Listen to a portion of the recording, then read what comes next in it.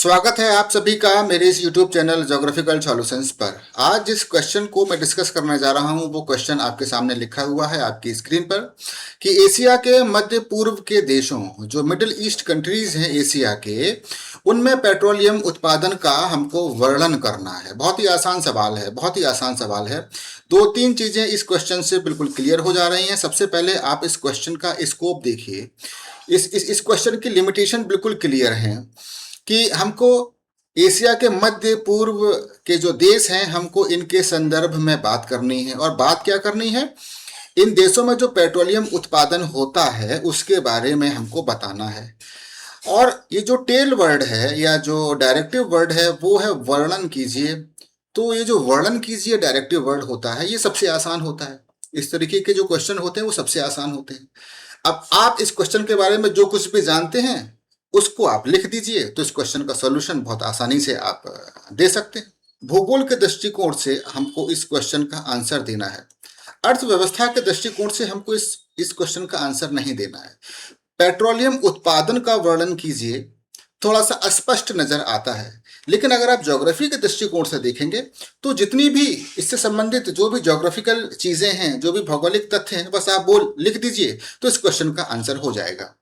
इस वीडियो में जो है वो मैं आपको इस क्वेश्चन का सॉल्यूशन किस तरीके से लिखना है वो मैं आपको बताऊंगा। लेकिन इस क्वेश्चन का जो कंप्लीट सॉल्यूशन है वो मेरी जो एंड्रॉयड एप्लीकेशन है ज्योग्राफिकल सॉल्यूशंस नाम से मेरी एक एंड्रॉयड एप्लीकेशन है जो कि प्ले स्टोर पर उपलब्ध है। इस एप्लीकेशन में एक सेक्शन है कोर्सेस का। जब आप यहाँ पर क्लिक करेंगे तो आपको यूपीपीएससी जीआईसी लेक्चरर का एक कोर्स मिलेगा। ये एक मॉक टेस्ट है। इसी के अंदर ही कंटेंट पर जब आप क्लिक करेंगे तो इसमें ये जो पहला फोल्डर है इस पर लिखा हुआ है PYQ सॉल्यूशन। एक्चुअली एक बार 2022-23 में यूपीपीएससी जीआईसी लेक्चरर ज्योग्राफी विषय का मेंस एग्जाम हो चुका है। तो मैं जो पिछले 7-8 वीडियो से लगातार जो आपको क्वेश्चन के सॉल्यूशंस बता रहा हूँ, ये जो क्वेश्चंस हैं वो उसी पेपर से संबंधित हैं।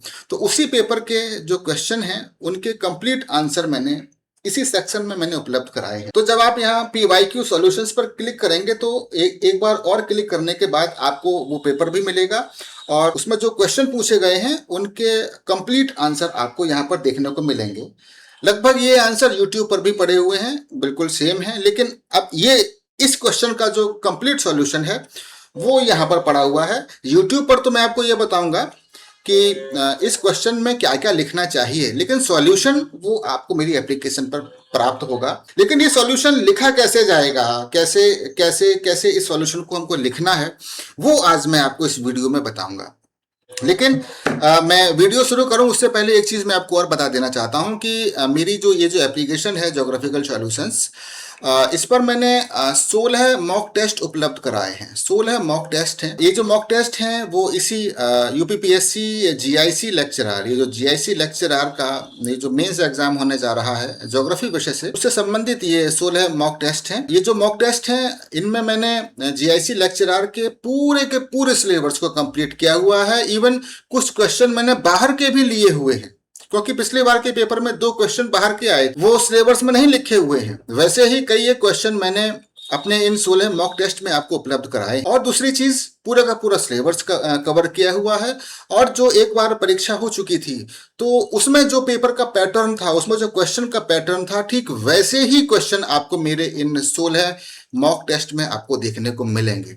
तो आप इन 16 मॉक टेस्ट को जरूर लगाइए इस एग्जाम को देने जाने से पहले। ज्यादा समय आपके पास नहीं रह गया है, सिर्फ 35 दिन का समय बाकी है आपके पास। अगर आप इन 16 पेपर को लगा लेते हैं तो 2-3 बातें बिल्कुल क्लियर हो जाएंगी कि एक तो ये है कि आपका सिलेबस पूरा कंप्लीट हो जाएगा। ये 16 पेपर लगाने के बाद पूरा सिलेबस कंप्लीट हो जाएगा। दूसरा, आंसर राइटिंग की प्रैक्टिस हो जाएगी, क्योंकि मैं उसको चेक भी करूंगा, आपको आंसर भी प्रोवाइड कराऊंगा। तीसरा ये है कि आपकी लिखने की स्पीड भी बहुत बढ़ जाएगी, लिखने की शैली में इंप्रूवमेंट हो जाएगा। तो ये सारी चीजें जो है वो आप अगर इन 16 मॉक टेस्ट को लगाते हैं तो ये सारी चीजें आपकी इंप्रूव हो जाए। तो चलिए, अगर इस क्वेश्चन का अगर आपको कंप्लीट सॉल्यूशन चाहिए तो वो मेरी ऐप पर है, कोर्सेस में जाइएगा तो वहां पर इस क्वेश्चन का सॉल्यूशन आपको मिल जाएगा। अगर इस तरीके के क्वेश्चन आपके सामने आए, क्योंकि यहाँ तो बात हो रही है मध्य पूर्व के देश की, हो सकता है कल की डेट में आपसे पूछ ले कि रसिया के पेट्रोलियम उत्पादन का वर्णन कीजिए, अमेरिका का वर्णन कीजिए, चाइना का वर्णन कीजिए।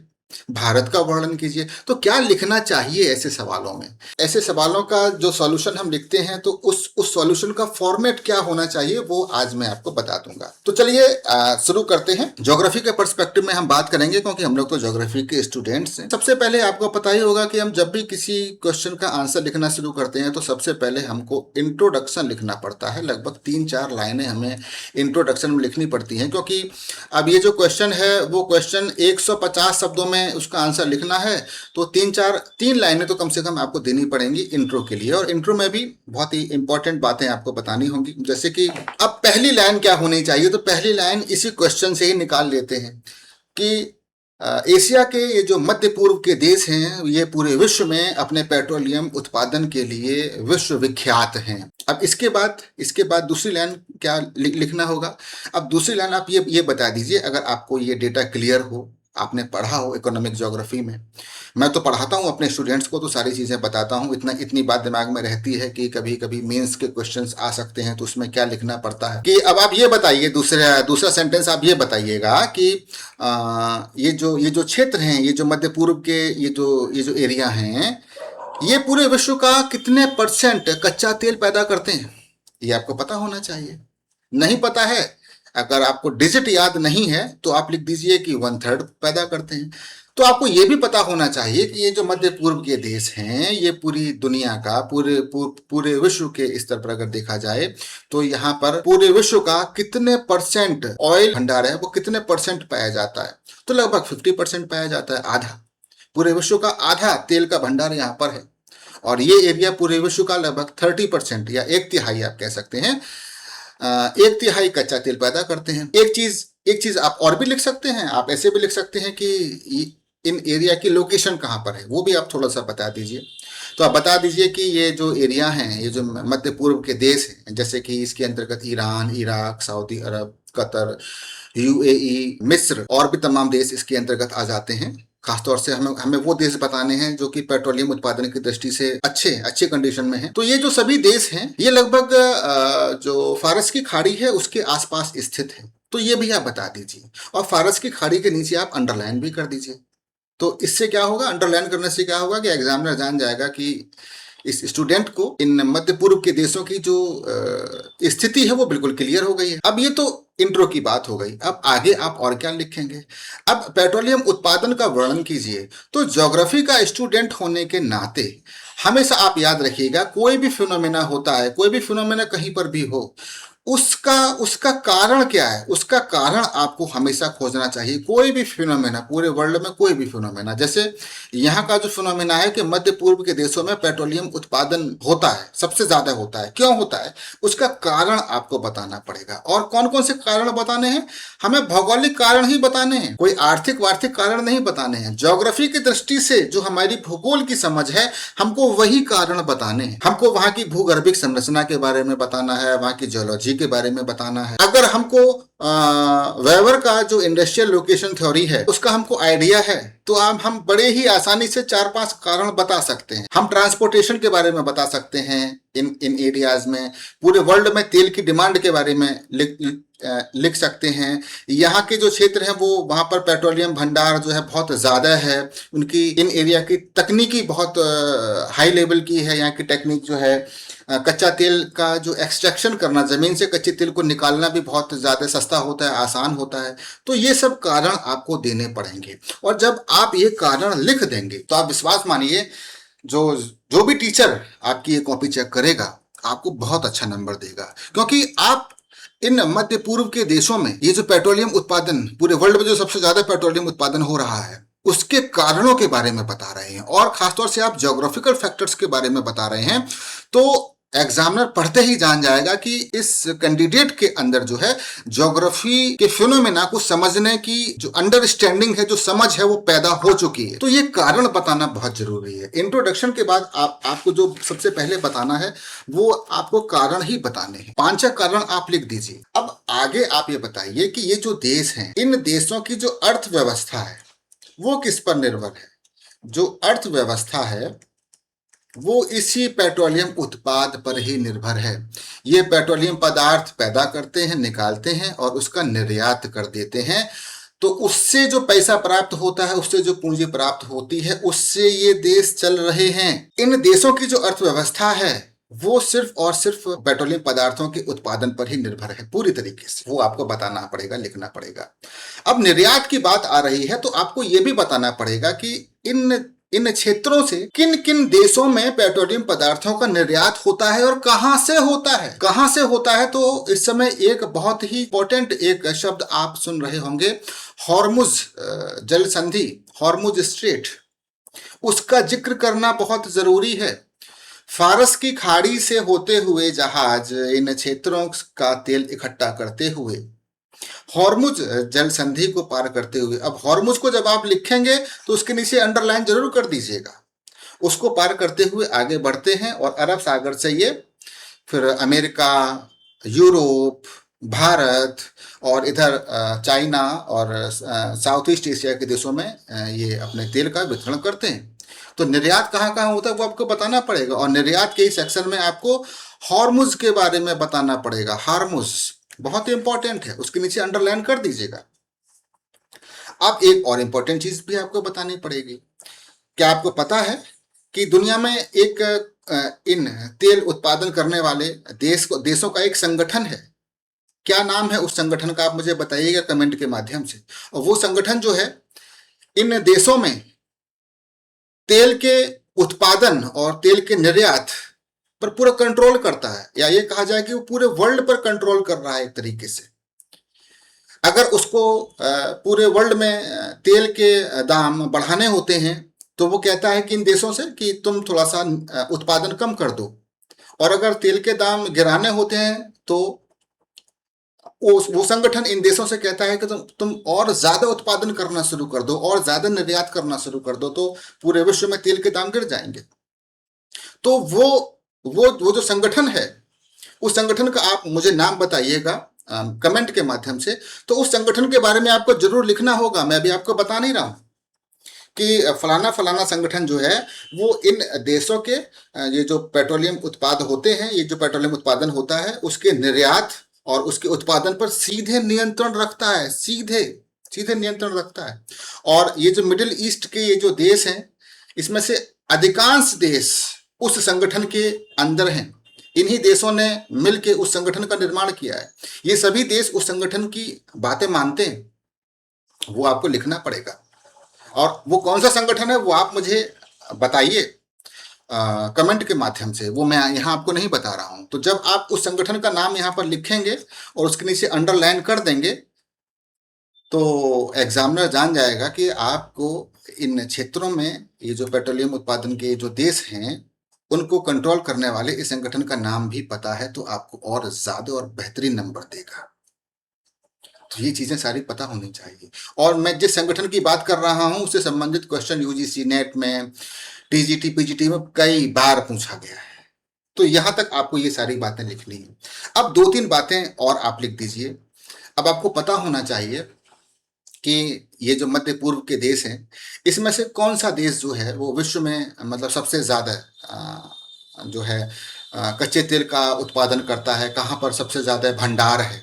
तो मैं आपको बता दूं कि इन देशों में जो सऊदी अरब है वो विश्व में दूसरे नंबर पर सबसे ज्यादा कच्चे तेल का उत्पादन करता है। विश्व में दूसरे नंबर पर सबसे बड़ा कच्चे तेल का उत्पादन करता है। तो ये लाइन तो आपको हमेशा याद होती है और हमेशा याद होनी भी चाहिए, हम लोग याद भी करते हैं। आप प्री परीक्षा पास कर लिए हैं तो ये बातें आपको पता होनी चाहिए। और जो इकोनॉमिक ज्योग्राफी का ये जो पेट्रोलियम का चैप्टर होता है तो उसमें ये बात पढ़ाई भी जाती है कि नंबर 1 पर कौन सा देश है, नंबर 2 पर कौन सा देश है।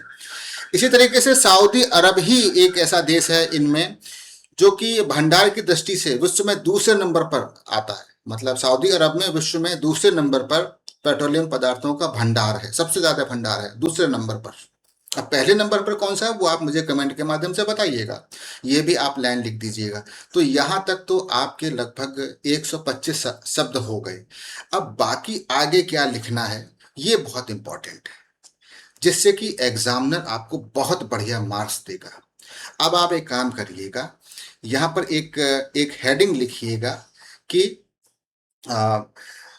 मध्य पूर्व एशिया के तेल उत्पादक या पेट्रोलियम उत्पादक प्रमुख देश और उनके प्रमुख पेट्रोलियम उत्पादक क्षेत्र, ये आप लिख दीजिए। और एक एक देश यहाँ पर लिखिए, जैसे सऊदी अरब लिखिए, तो सऊदी अरब के कौन कौन से क्षेत्र हैं, ज़्यादा नहीं, एक दो लिख दीजिए। ईरान लिख दीजिए, ईरान के कौन कौन से क्षेत्र हैं वो नाम लिख दीजिए।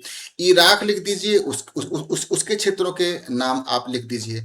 अगर आप ऐसे 4-5 देशों के नाम लिख देंगे, और अगर आप किसी के क्षेत्र का नाम नहीं भी जान रहे हैं तो कोई दिक्कत नहीं है, सीधे नाम आप लिख दीजिए। मिस्र का लिख दीजिए, है ना, कतर का लिख दीजिए, यूएई का लिख दीजिए। तो इससे लिखने से क्या होगा, ये जो एग्जामिनर होगा वो जान जाएगा कि आपने कंप्लीट आंसर लिख दिया है। क्योंकि क्वेश्चन क्या था, पेट्रोलियम उत्पादन का वर्णन कीजिए, तो इनडायरेक्टली हमको उन क्षेत्रों के बारे में भी बताना होगा जो कि पेट्रोलियम उत्पादन के लिए जाने जाते हैं इन देशों में। तो इससे आपका क्वेश्चन जो है वो कंप्लीट हो जाएगा और एग्जामिनर 15 में से 15 नंबर दे देगा। और एक काम आप और करिएगा, मध्य पूर्व के जो देश हैं, जो फारस की खाड़ी के आसपास के जो देश हैं, उनका एक हल्का सा आप डायग्राम बना दीजिएगा इस तरीके से, और बस उनको यहाँ पर लोकेट कर दीजिएगा कि मध्य पूर्व के कौन कौन से देश हैं। फारस की खाड़ी लिख दीजिएगा, हॉर्मुज जल संधि लिख दीजिएगा, इधर पर आप सुएज कैनाल के बारे में लिख दीजिएगा, कुछ देशों के नाम आप यहाँ पर लिख दीजिएगा। ये तो वर्ल्ड मैपिंग में हम लोग पढ़ते ही पढ़ते हैं। ईरान लिख दीजिएगा, इराक लिख दीजिएगा, तुर्की लिख दीजिएगा, लेबनान, सऊदी अरब, कतर, यूएई, ये सब यहाँ पर लिख दीजिएगा। मैप भी बना देंगे तो आपको आपका आंसर और भी ज़्यादा अच्छा हो जाएगा। आंसर में 4 चांद लग जाएंगे। तो एग्जामिनर जो है वो आपको 15 में से, उसका तो अगर मन करेगा ऐसा ऐसा ऐसा आंसर देख के, वैसे वो कर नहीं सकता, लेकिन 15 में से 16 नंबर आपको दे देगा। पर ये संभव नहीं है, मतलब बहुत अच्छा नंबर आपको मिल जाएगा। जिस तरीके से मैंने आपको बताया है आप उस तरीके से आंसर राइटिंग कीजिए। और मेरा एक व्हाट्सएप नंबर है, आप आंसर राइटिंग करके मेरे इस व्हाट्सएप नंबर पर, मेरा 9451074997 मेरा व्हाट्सएप नंबर है, इस पर आंसर राइटिंग करके फोटो खींच के पीडीएफ बनाकर उसको भेजिए। जिस तरीके से मैंने आपको बताया है ठीक वैसे ही पीडीएफ बनाकर मुझे भेजिए, मैं चेक करता हूँ, फिर आपको बताता हूँ कि आपने इसका आंसर कैसे लिखा। और अगर इसका सॉल्यूशन चाहिए है तो वो मेरी जो एप्लीकेशन है ज्योग्राफिकल सॉल्यूशंस, मेरी एप्लीकेशन है GEOGRAPHICAL ज्योग्राफिकल SOLUTIONS। इसी नाम से मेरा टेलीग्राम चैनल भी है, आप वहां पर भी पीडीएफ पोस्ट कर सकते हैं। अपने इस क्वेश्चन का सॉल्यूशन लिखिए और उसकी पीडीएफ मुझे भेजिए। मेरे इसी नाम का मेरा टेलीग्राम चैनल है। और अगर आपको इस क्वेश्चन का कंप्लीट सॉल्यूशन चाहिए है तो वो मेरे इसी नाम की जो मेरी एप्लीकेशन है प्ले स्टोर पर, आप उसको डाउनलोड कीजिए, तो वहां पर इस क्वेश्चन का आपको कंप्लीट सॉल्यूशन मिल जाएगा। यहाँ तो मैंने सिर्फ आपको समझाया है कि आप इसको कैसे लिखें, लेकिन सबसे बड़ी बात यह है कि सबसे पहले आप इसको लिखिए। YouTube वीडियो देखने के बाद पहले आप इसको लिखिए और उसके बाद आप मेरी ऐप पर जाकर मेरे उस वीडियो को देखिए। फिर उस वीडियो में आपको बहुत कुछ मिलेगा, सारे क्षेत्रों के नाम भी आपको मिल जाएंगे। जो लोग ऑब्जेक्टिव की तैयारी करते हैं, जो MCQ की तैयारी कर रहे हैं, वो भी, उनके लिए भी मेरा ये वीडियो बहुत ज़्यादा इंपॉर्टेंट होने वाला है। लेकिन वो मेरी एप्लीकेशन पर उपलब्ध है, वो आपको वहीं पर ही प्राप्त होगा। वो यहाँ YouTube पर तो मैंने सिर्फ आपको समझाया है। मेरा वीडियो आपको कैसा लगा है आप मुझे ज़रूर बताइएगा। फिर मिलेंगे किसी नए वीडियो में। धन्यवाद।